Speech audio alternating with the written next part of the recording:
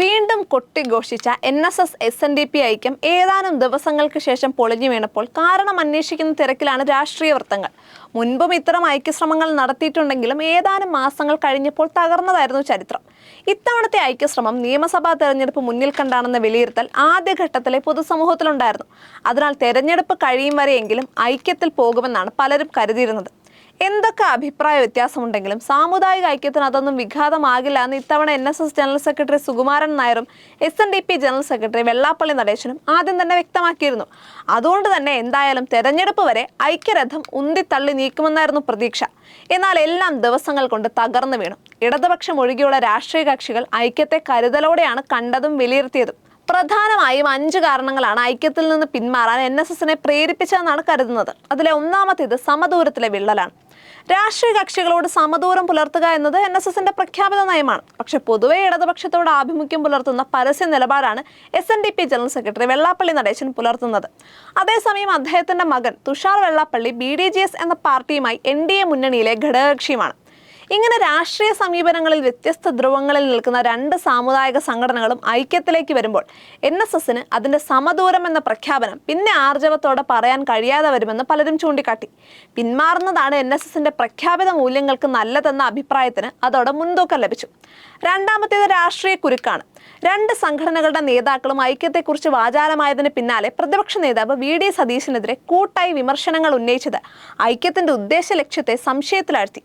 VD സതീശനും അതുവഴി UDFനുമെതിരെ സഖ്യമായിട്ടാണ് ഇരു സംഘടനകളുടെയും ഐക്യമെന്ന പ്രതീതി പൊതുസമൂഹത്തിൽ ഉയർന്നു. ഐക്യത്തെ ഇടതുപക്ഷം ഹാർദമായി സ്വാഗതം ചെയ്തത് ഈ ചിന്തയ്ക്ക് ആക്കം കൂട്ടി. മാധ്യമങ്ങളിൽ ഇത്തരം വാർത്തകൾ നിറഞ്ഞതോടെ ഏതെങ്കിലും വ്യക്തികൾക്കെതിരല്ല ഐക്യമെന്ന് NSS ജനറൽ സെക്രട്ടറിക്ക് വിശദീകരിക്കേണ്ടി വന്നു. പക്ഷേ ഇതിന് വേണ്ടത്ര സ്വീകാര്യത ലഭിച്ചില്ല. സംഘടനയ്ക്കുള്ളിൽ തന്നെ ഐക്യത്തിനെതിരെ സമ്മർദ്ദം ശക്തമായി. വിവിധ രാഷ്ട്രീയ പാർട്ടികളിൽ വിശ്വസിക്കുന്നവർ ചേർന്ന് പ്രവർത്തിക്കുന്ന സമുദായം ഏതെങ്കിലും കക്ഷികൾക്കെതിരാണെന്ന് മുദ്രകുത്തപ്പെടുന്നത് നല്ലതല്ല എന്ന അഭിപ്രായം ശക്തിപ്പെട്ടു. മൂന്നാമത്തേത് സാമുദായിക ഐക്യമാണ്.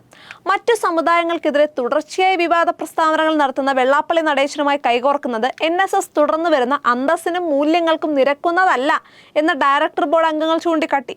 എല്ലാ സമുദായങ്ങളെയും മാനിക്കുകയും അവരോട് മാന്യമായി ഇടപെടുകയും ചെയ്യുന്ന പാരമ്പര്യമാണ് NSSനുള്ളതെന്ന് അവർ ചൂണ്ടിക്കാട്ടി. മുസ്ലിം സമുദായം അടക്കമുള്ളവരെ തുടർച്ചയായി ഇകഴ്ത്തി സംസാരിക്കുന്ന ഒരാളുമായുള്ള കൂട്ടുകെട്ട് സംഘടനയുടെ സൽപ്പേരിന് കളങ്കം ചാർത്തുമെന്ന് അവർ ചൂണ്ടിക്കാട്ടി. നാലാമത്തേത് ഗൂഢനീക്കമാണ്. NSSും SNDPയുമായുള്ള ഐക്യ നീക്കത്തിൽ തുടർ ചർച്ചകൾക്കായി തുഷാർ വെള്ളാപ്പള്ളിയെ നിയോഗിച്ച നടപടിയാണ് NSSനെ അലോസരപ്പെടുത്തിയ മറ്റൊരു ഘടകം.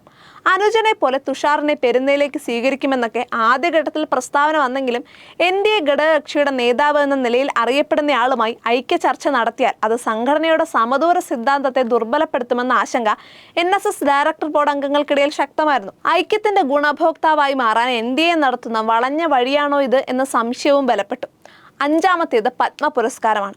ഐക്യനീക്കം നടക്കുന്നതിനിടെ വെള്ളാപ്പള്ളി നടേശന് പത്മഭൂഷൺ പുരസ്കാരം കൂടി ലഭിച്ചതോടെ ഐക്യം സാധ്യമാക്കിയാൽ അതിന്റെ തിളക്കവും ക്രെഡിറ്റും വെള്ളാപ്പള്ളി സ്വന്തമാക്കുമെന്നും NSS മങ്ങിപ്പോകുമെന്നും സംഘടനയിൽ അഭിപ്രായം വന്നിരുന്നു. രാഷ്ട്രീയ ലക്ഷ്യത്തോടെയുള്ള പുരസ്കാര പ്രഖ്യാപനത്തിലുള്ള സംഘടനയുടെ അതൃപ്തിയും നിഴലിച്ചെന്ന സംശയവും പലർക്കുമുണ്ട്. കേരള രാഷ്ട്രീയം ആകെ കലങ്ങി മറിയുന്ന സാഹചര്യത്തിൽ അതിൽ പക്ഷം പിടിച്ചെന്ന ആക്ഷേപത്തിലേക്ക് സംഘടനയെ കൊണ്ടുപോകുന്നത് ഉചിതമാകില്ല എന്ന അഭിപ്രായവും ഇതിനൊപ്പം ശക്തമായി ഉയർന്നു. ഇതൊക്കെയാണ് 5 കാരണങ്ങൾ. ഇതിനു മുമ്പുള്ള ഐക്യത്തിന് 13 വയസ്സാകുന്ന ഘട്ടത്തിലാണ് വീണ്ടും ഒരു ഐക്യ നീക്കം സംഭവിച്ചത്. 2013 ഏപ്രിൽ മാസത്തിലായിരുന്നു അന്നത്തെ ഐക്യത്തിന് തുടക്കമിട്ടത്.